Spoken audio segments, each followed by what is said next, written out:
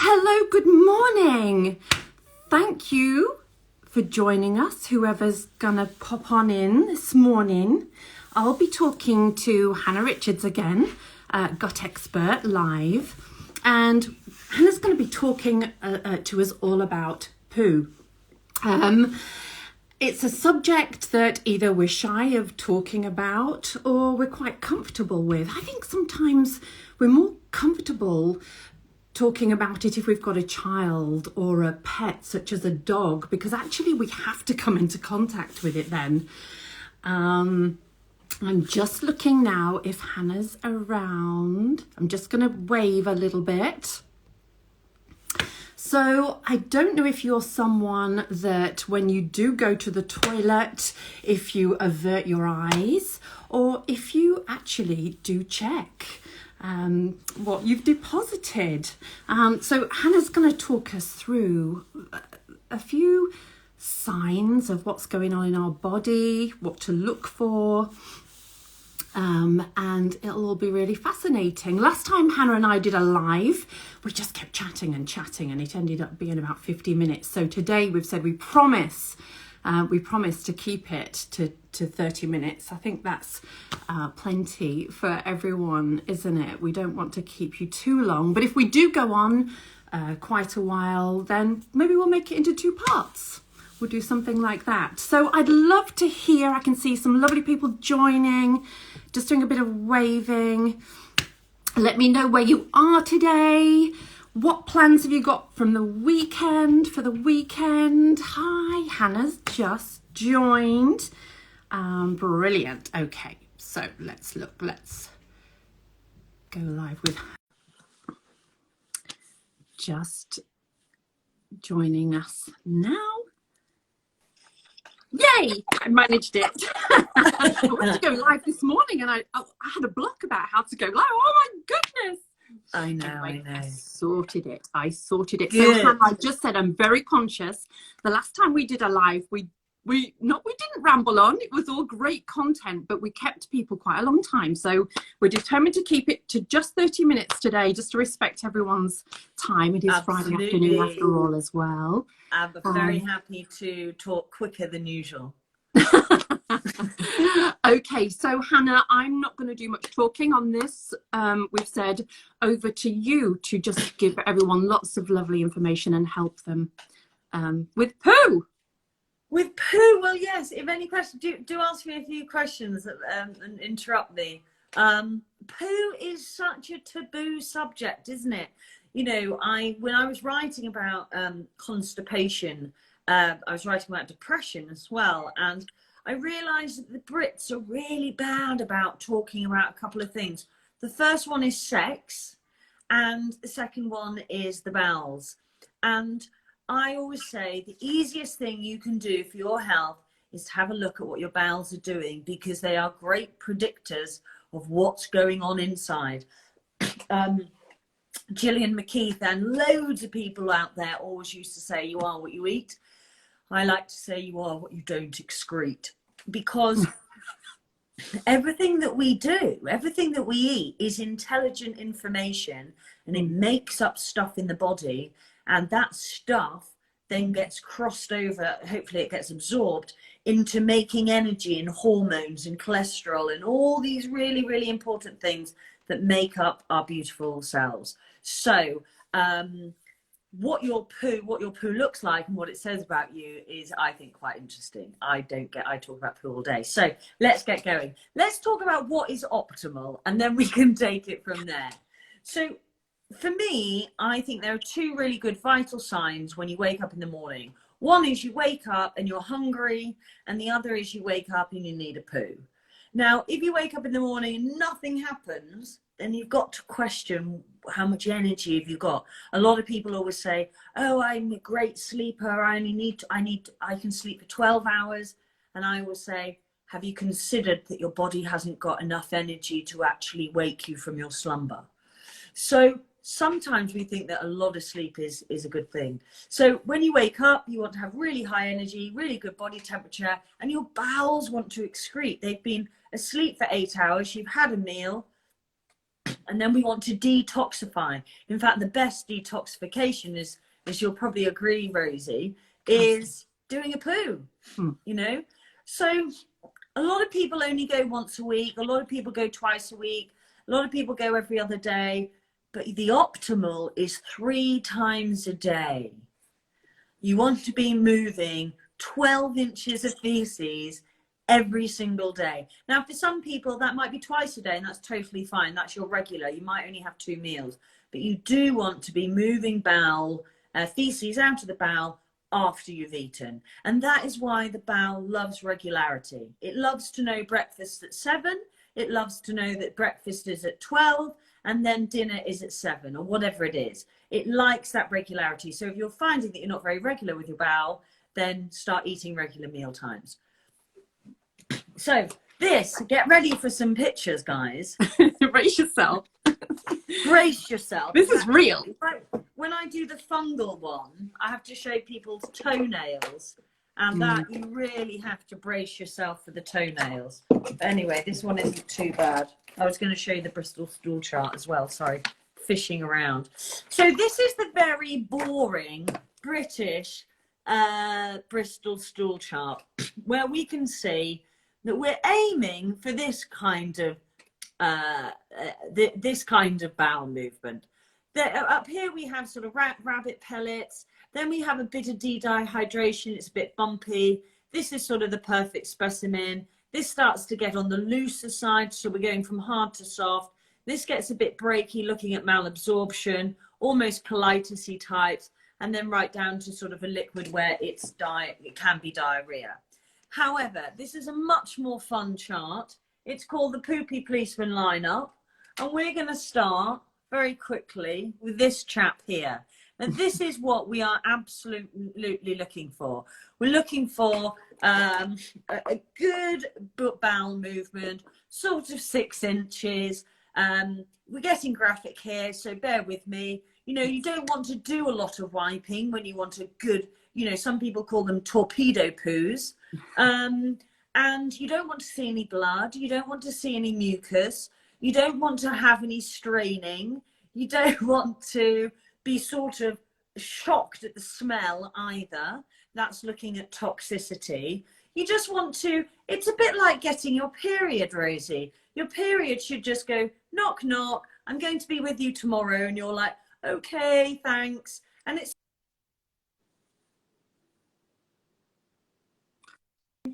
you want to, you have a feeling in your stomach, you go to the loo, it's nice and quick and easy, not too, you know, arduous, and you're done.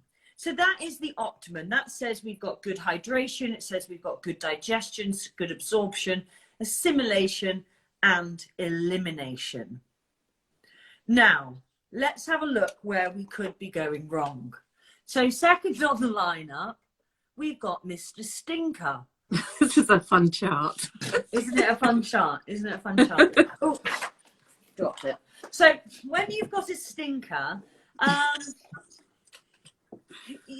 they could be a few things, and mainly it's to do with fibre. Mainly it's to do with whether you've got enough vegetables raw in your diet or not. And we could be looking at things that the food can be, when your bowels smell, we can be looking at the quality really of the food, processed food, refined food, microwaved food, overcooked food. And this is like, you know, years and years of eating this way. Not enough people eat enough vegetables or fruit or raw vegetables. And there must be a mix, because that fibre helps. That it's a bit, your bowel is a bit like a chimney sweep. And these vegetables help, the fibrous elements to them, help sweep the bowel out of toxicity. When we overeat protein, it gets stuck and putrefies in the bowel as well. So we need the vegetables to sort of brush the bowel out. And a lot of people don't eat enough, and that's why there can be quite a stink. You know, if you go to a public toilet, you know, you really sort of understand how bad the nation's diet is. Who have we got next? Again, we've got, let's have a look at this one here, the white one, so the white one there. Now this is sort of Stressoria, when the bowel doesn't, when the bowel float, it means there's not enough fat. You're not absorbing fat, or you haven't got enough bile in your system. So what can you do about that? Well, bile is stored in your liver, is produced in your liver and stored in your gallbladder. And we need to make sure that we've got enough pancreatic enzymes, for example, to be able to break the fat down. So a lot of the time you can have all the right food and all the right supplements, but when the breakdown, when the sciencey bit doesn't happen, you can often find your bowels floating. Sorry, that was my dad just walking in on us.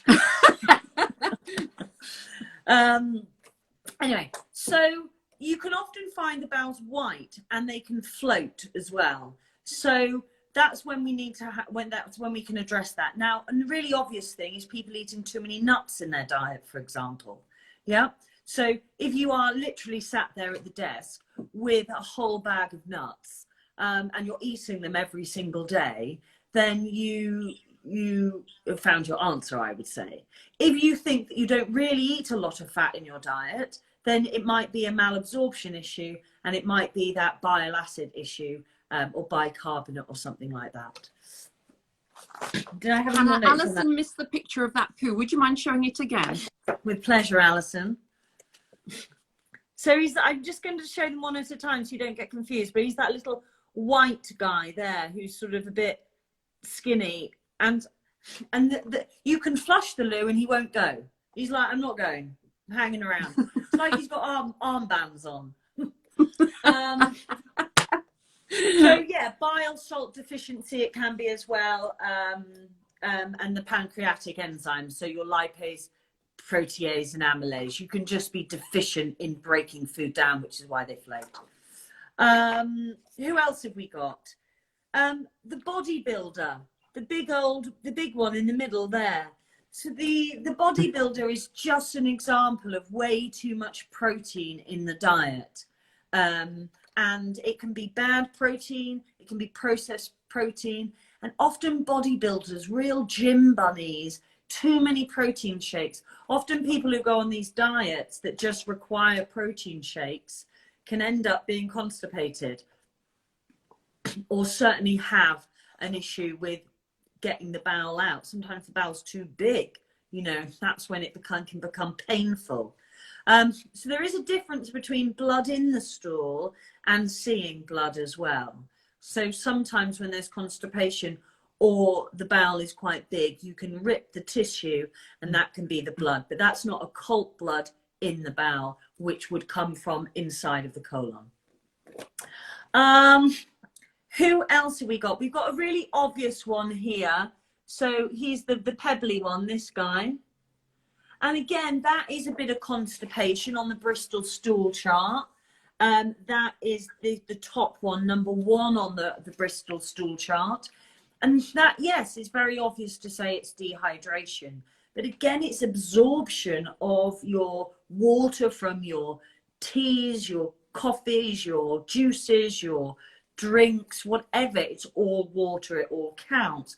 But also your vegetables and everything else. So if you feel like you're drinking enough water and you're still constipated, then I'd be looking at the stress and whether you're in a stressed state. A lot of people have had constipation from little, when they're tiny tots. They don't want to go to the bathroom.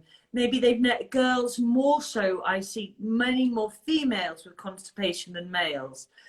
The fear of going to the loo, the fear of going to the loo in a boyfriend's house or a family house or public, or all these different things stay with us, and then we build up this fear around going to the bathroom, and so we learn to hold it in. So we're constantly creating that stress response. Yeah, make sure you've got enough water if you are constipated, but also eating regularly at those meal times, because the bowel it's such this long windy road, and things need to keep moving around it. So if you're only eating once or you're eating very little, your bowel, your transit time and retention time is going to be longer, and it's probably going to be a bit more pebbly or rabbit dropping-y, a bit like that. Any questions so far? There is, I think you've covered the answers, Hannah. Someone says, I'm just scrolling back now, they have, drink lots of water and have a healthy diet, but still they only go 2 or 3 times a week. Right, yeah.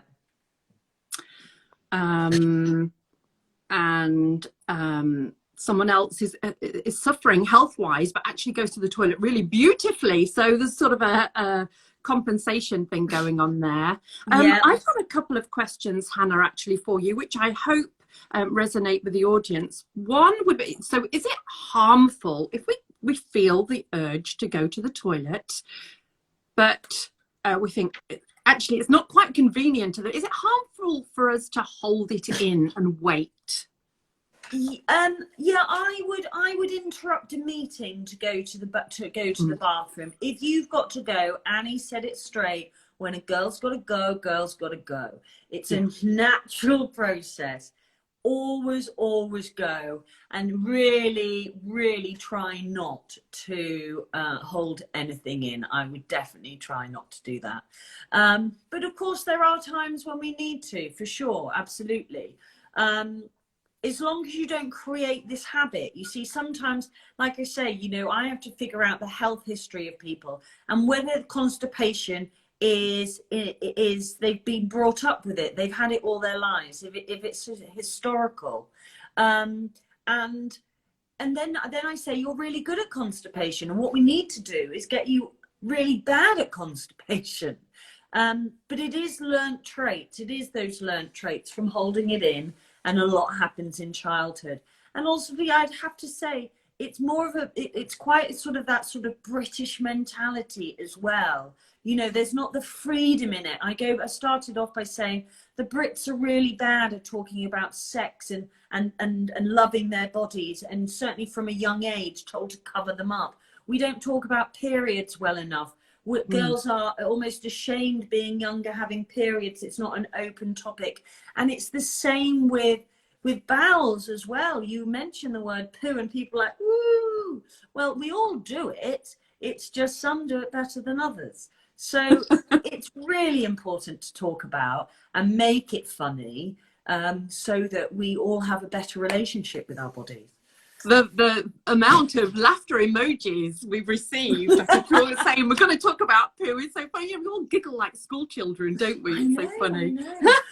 Well, I think one of the universal languages of the world is farting, isn't it? You can do a fart and suddenly laughter erupts. You don't need to speak the same language. It's just dead funny.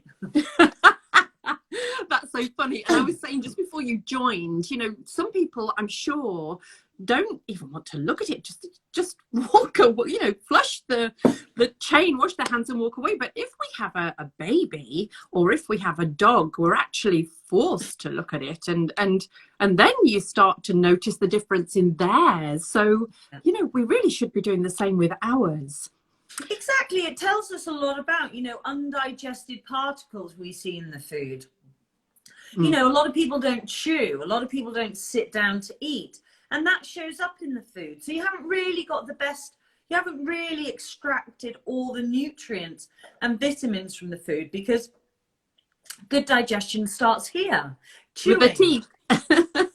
We were given teeth for a reason, yeah. With the teeth, and it's called mastication. And if we don't masticate, then we don't break down the food, and we don't get the saliva, which is why we can get floaty poos, because we don't have enough enzymes. So if we don't start the saliva process off, we don't marinate the food in the saliva, we don't call for all the other hormones and digestive enzymes to come out of the body, we don't stimulate the hydrochloric acid, we don't call on the bile to be released from the gallbladder, none of this communication happens. It's like a bad team. It's like a bad communication in an office, And then suddenly you've got a bloated stomach and you haven't done a poo for 3 days. And that is because of the whole start of, you can see the start of digestion is really the most important bit to get focused on. And it starts really with sitting down, eating and having a laugh at mealtime. Yeah, absolutely. Alison's saying, adding fibre to my smoothie caused constipation. Adding fibre to her smoothie caused constipation. So I think this is one of the things I see quite a lot of the time, and that is that the moment some people change their diet or they take away grains, sometimes I take away grains from people's diets, and they find that that keeps the regularity going. The fibre in there keeps peristalsis and the motility good. So what we're really trying to achieve when it comes to good bowel movement and a functional digestive system is that you can eat anything and it's constantly moving because the muscles are always contracting. So it's sort of like having a good workout all the time. And when your bowel has to rely on one thing or another, that's when we've got a dysfunctional bowel. So it's not as easy, Alison, as me saying to you, eat this and it will move the bowel. It's about lots of other things. If you think about energy, just as for a minute, we've got to create energy in the body for the bowel to move. It's one of the only organs that has a lot of distance to cover and go and move and all these things. So we need some fire in the belly for the digestive system to happen. So if you're fatigued and a bit fed up and you're a bit low, then your digestive system is going to marry that. It's going to be more on the constipated, slow transit time than the other way around. And I think it's important, Hannah, to flag that it's not good to rely on regular laxatives. Yeah, absolutely. I think if you rely on anything, it's like, you know, if you abuse it, you use it. And hormones and enzymes in the body have a habit of running out and running dry. So the more you take away the job of the natural body, the cofactors, the conversions, you take away the need of the body to do any work. It's like, it's all right. Magnesium will do the job, or laxatives will do the job, or I'll have a not a colonoscopy. I'll have a, oh God, what's it called? Hydrotherapy, colon hydrotherapy. Yeah. You know, when we rely on these things, we can just sort of go to sleep, and that's dangerous. So whether it's a laxative or it's a psyllium husk, in fact, I find a lot with psyllium husk that they end up getting impacted, because when you put psyllium husk into a bowl, what happens? It absorbs, exactly. So then you can block your bowel up with all this flat psyllium husk. So I would keep saying, you know, always keep testing the bowel, always try to keep it moving. If you get reliant on magnesium, then you've got to start pulling it away, changing the time that you take it. But really it comes back to the metabolism and creating that fire so it's got enough energy to go. There's another thing I wanted to ask you, Hannah, as well. Is there a male-female thing with this? I think it's quite common for males to have to sit on the toilet. You know, they used to take their newspaper and sit for 20, 30 minutes and just sit there and wait, kind of thing. Is there a male-female thing, or it's just totally individual? No, you're not making it up. It's absolutely right. For every female that I have as a client with constipation, they are absolutely bitter at their husbands, because they'll say, oh, John goes with 2 magazines and he does 3 bowel movements a day, and there's me struggling. So it is a very more of a female issue, and that's because of our whole hormonal cascade.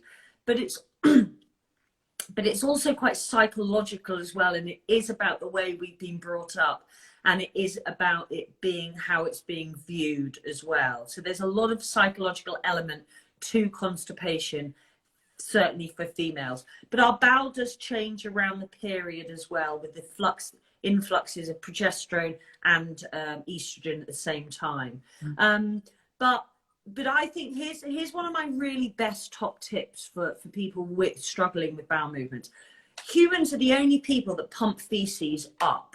right? So it goes up, it goes across, and it goes down. Now, for a lot of people, you know, when you're sat on a toilet, if you're sat, everyone's sat on a chair at the moment, aren't they? So sit on your chair and put your feet flat on the floor. Yep. Then look at the angle from your knee to your hip. I guarantee for most people, if you're female, us being slightly shorter than males, that your knee is lower than your hip. So your pelvic basin is already in a disadvantaged place to excrete feces from your body. So if now you start to raise your knees, yeah, I'm going to show you.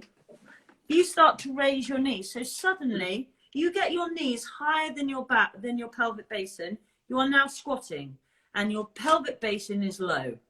That is the most ideal place for you to be on the toilet. And yet most people, so we want to be like that, knees and hips. And most people, females, are on toilets where their feet don't even touch the floor, or their tippy toes touch the floor. And you're trying to find a relaxation in that. You're trying to turn the body off and sit and relax and have a bowel movement.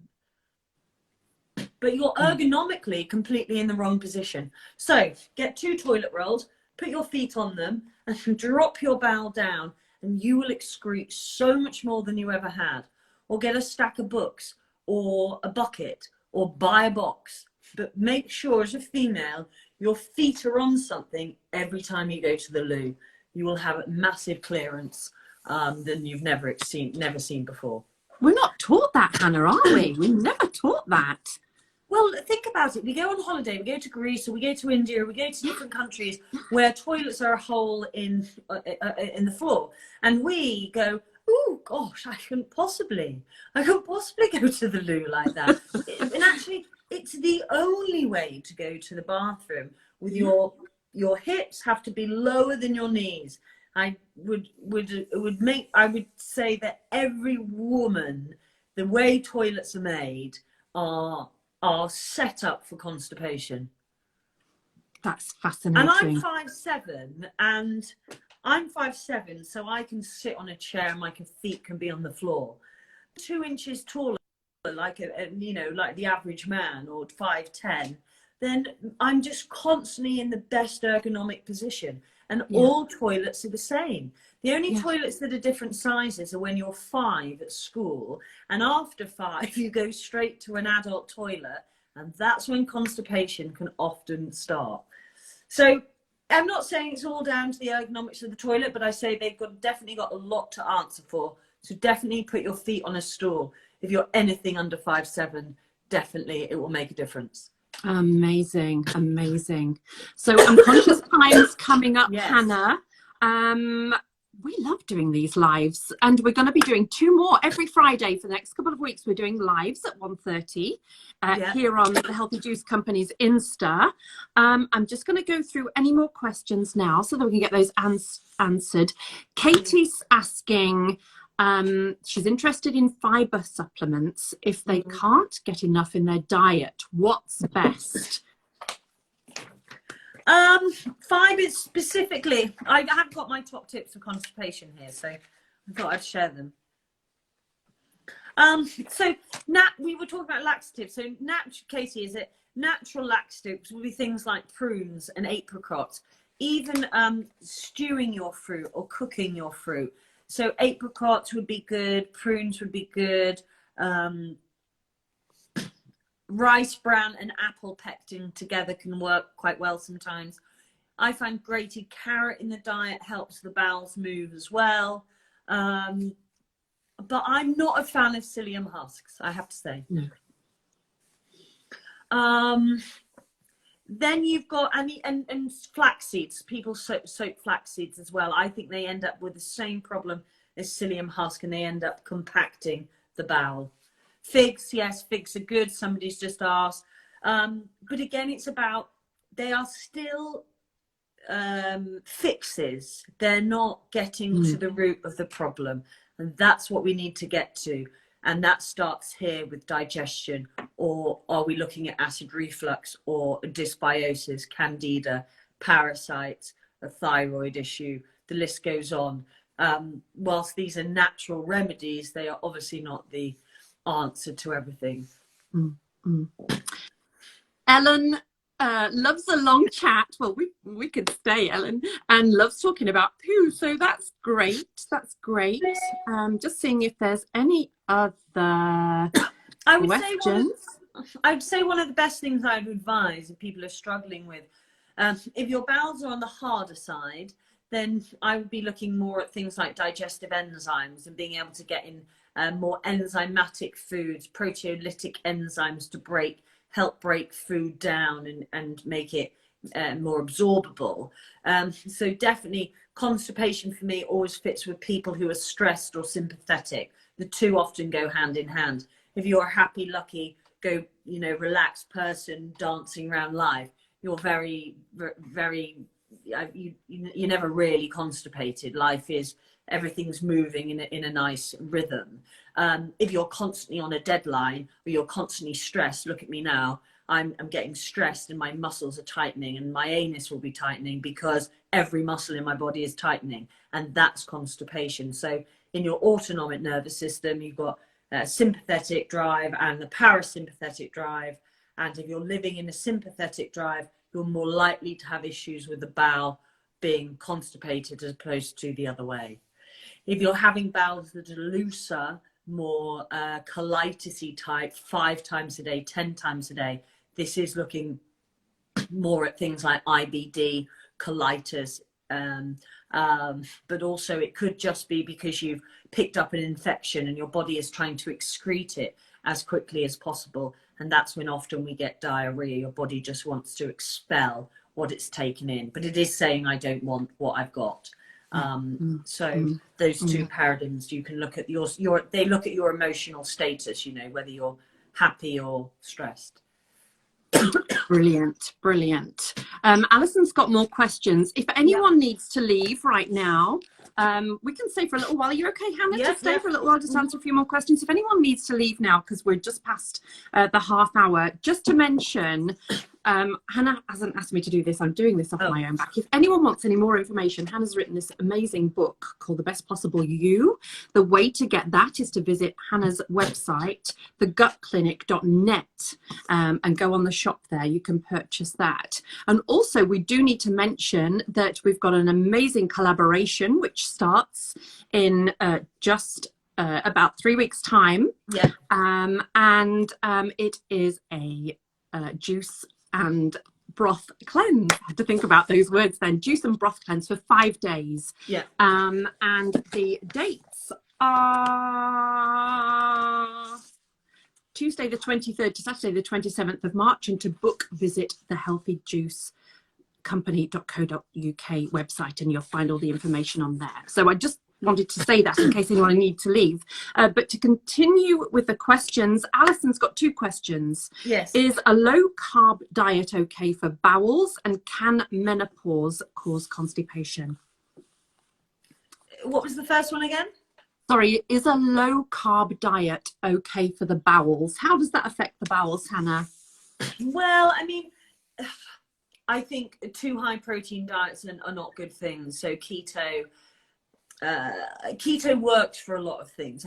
Keto works for a lot of things. It helps with diabetes, it helps with blood sugar regulation, helps with stabilizing things, but they are not things to be on for life, because they are not like life. You're not eating steak 3 times a day. You're not a lion. So we need to make sure that we're eating regularly, seasonally, organically, and having a huge amount of variety. People have a real problem with carbohydrates, but they are essential to life.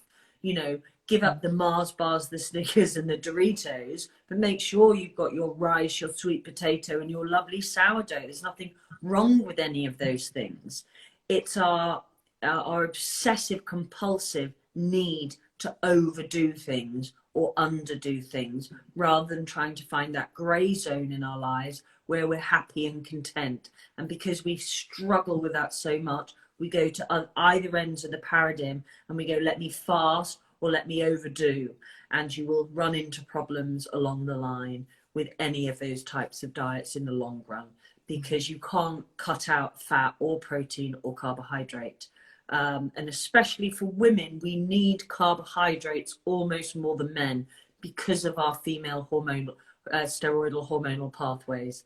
And so cutting out carbs and staying too lean in your 20s might be okay. But if you're trying to have a baby later, or you're trying to sort out your hormones, you might find that the chicken and broccoli no longer works because it's not nourishing enough. So I think low carb is good, but what is low carb? It's very personal. The human body is fascinating. Isn't fascinating. It? Absolutely. And Alison asks, can HRT cause constipation, or maybe just imbalance of hormones? Yeah, absolutely it can. I mean, I don't promote HRT. I think we've got a lot of the hormonal stuff wrong with women. I think there are lots of other ways to approach it, but of course it affects the bowels because of our regulation of progesterone and estrogen. So different times in the month we find ourselves having diarrhea, and other times in the month you can find yourself a bit constipated. So as can you if you're taking pharmaceuticals or antibiotics or even just paracetamol. Anything foreign going into the body can disturb the bowel flora, and then you have then you can find yourself with constipation. But there's a difference between getting it and understanding why it's there, as opposed to it being a historical normal thing. A lot of people have constipation, they don't know they've got it because they think constipation is going once a week. Well, actually it can be going once a day. So it's a bit like being an alcoholic, you know, where are you on the paradigm of being an alcoholic? Where are you on the paradigm of being constipated? And a lot of people think it's normal, but it's just very common because most people are. Okay. Abdominal massage for constipation. Yeah, very, you know, if you are suffering, you need a bit of help. Remember, your bowels are quite tight sometimes, you know, that large colon. Some people can have a mechanical issue where the structure is too sort of sharp, and so it has an issue almost going round the corner and excreting. You know, people can have leaky gut issues as well, which cause problems with the bowel and absorption and elimination as well. So there is definitely lots to look at, you know, and lots of reason why it can be there. Sarah's asking, can you have Epsom salts occasionally? Yeah, Epsom salts are good. I prefer magnesium flakes. Magnesium will really help constipation, for example, if you ingest it. And in the skin, it can help. You know, the skin is the biggest absorber, so it can definitely help relax the body, reduce cortisol, increase parasympathetic drive. So yeah, definitely Epsom salts, magnesium flakes are all going to help. Remember, you get your magnesium from your chocolate and all your leafy greens. If you've got a problem with digestion, I suggest you steam your greens until you don't have a problem with digestion, then you can have them however you like. Do you think pre and probiotics are useful? Yeah, absolutely. I think, again, you should get them from your food, though. I'm a fan of Simprove, not that I take it myself, but I think if you really need some extra flora, then 12 weeks of Simprove should do the trick. If you're on antibiotics, without a doubt, knock those probiotics back, and one won't cut it. I take 5 almost morning and night. But you really want to be getting your prebiotics from all your inulin type foods, your garlic, your onion, your leeks, your Jerusalem artichokes, you know, just an array of things. But absolutely, they're very good. Definitely. Brilliant. Alison, is a stool good for going to the toilet? Absolutely. A low stool would be great for raising your feet. Yeah, that's what I'm talking about. Definitely, Yeah. Definitely have a stool. Like it's, I've got it on my group at the moment. I've just told them about it, and they're like, it's a game changer. You just excrete so much more, and you come away. You want to, you know, a good bowel movement is when you've come away from having a bowel movement, you feel fresh. and you feel relaxed and you feel light. Yeah. And when the digestive system isn't functional, often we go back to the loo again. So anyone done that? You know, you thought you'd finished, you go away, and then you almost get the same sensation in the tummy again, and you're back where you started. And that can be when we're looking at, you know, things like colitis or ulcerative colitis, when people can go up to almost 20 times a day. So there's lots of different conditions that it certainly can be. But Ellen's asking, what are your thoughts on apple cider vinegar? I think if you like it, take it. If you don't like it, don't take it. I find it really tart. So I bought a bottle the other day and I thought, oh, I'll take some of that. And I keep looking at it going, I'm just going to wince when I take that because it's going to be a bit like that. So put it on your salad dressing. But a lot of people swear by it, but they drink it like that, don't they? They go, ooh, and then drink it. That's already stressed out your system, but when you're trying to do the exact opposite. So mix it with some water, mix it with some honey. It's a good thing. It's a very good thing. But if you're taking a shot of it because you think it's going to make your bowels better, your digestive system better, or lose weight, then it's not. It's going to have it's going to do the adverse. Absolutely. But really, I mean, when it comes to, you know, look at I would look at your bowels, and on the juice and broth cleanse that we're doing, we've got these 5 wonderful evenings of talking about health and talking about how you can spot the signs and symptoms in your body that tell us about what's going on in the organs, in the visceral system.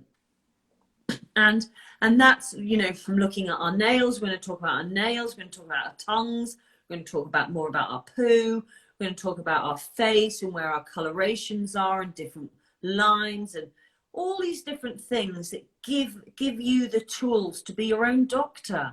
And you're going to do that whilst drinking this organic juice. So you've got a clear gut and you've got a clear mind. So you can be perceptive to noticing change. You know, often when you feel like you're in a food coma or you've overeaten, you're not sensitive to anything, are you? You're almost a bit. And so the juice and broth cleanse helps you really ask yourself these questions, I think, doesn't it? Absolutely, absolutely. Very excited about that. So I'll just say the dates again. I've got them on my notes here. So the dates of our cleanse are, bear with me, yeah, Tuesday the 23rd to Saturday the 27th of March. Starts on a Tuesday because we can't ship nationally our juice and broth on a Monday. So that's why it starts on a Tuesday. And yeah, as Hannah said, we're going to be going live every day on Zoom. We've got lots of beautiful goodies to include in that cleanse week. And it's just going to be a week all about you, to dive deep into your digestive system and just have a lovely detox, a cleanse with a hot savory broth at the end of each day. And we're going to be there to hold your hand all the way through it. So if you're someone that's thought about a cleanse before but you're nervous about it, you don't want to do it on your own, it feels like a dive a little bit too deeply for you solo, then come and join us. It's going to be fun. It's going to be fun. It's going to be great. It's going to be great. So I guess we don't want to keep people too long. No. But you know, I would just empower you, everyone who's listened, to have a quick peek. Have a quick peek and keep a note on, keep a notice, and keep a bowel diary, mood, food, and bowel diary. That's what I say. So you can then start associating how you feel with what's coming out of your body, and then what your body wants to eat. It's quite empowering when you understand how your body works, and they're the basics. You don't need any expensive therapy. Just have a quick peep. And our body is an amazing communicator if only we watch the signs, listen for the signs. And yeah, your poo is literally a direct result of what you've put in here. Exactly. Yeah. So any more questions? If not, we're going to sign off now. You're so welcome, Ellen. I hope people have taken some amazing top tips from this. Thank you, Hannah, for all of that amazing knowledge, for sharing with us. That's brilliant. Thank you. Pleasure. Well, it's going to be exciting on our course together. Absolutely, where we'll be diving so much deeper into lots of different avenues to help people. Exactly. So if anyone wants to know about our juice and broth cleanse, head over to thehealthyjuicecompany.co.uk, and it's there on the homepage. There's a link, or just look under the shop tab and you'll see the information on there. So I hope you'll join us. Absolutely. Well, I'm lovely. Thank you for having me again, Rosie. You're so welcome. Bless you for joining us. Thank you for helping, Hannah. Pleasure. Bye for now. Everyone. Bye-bye.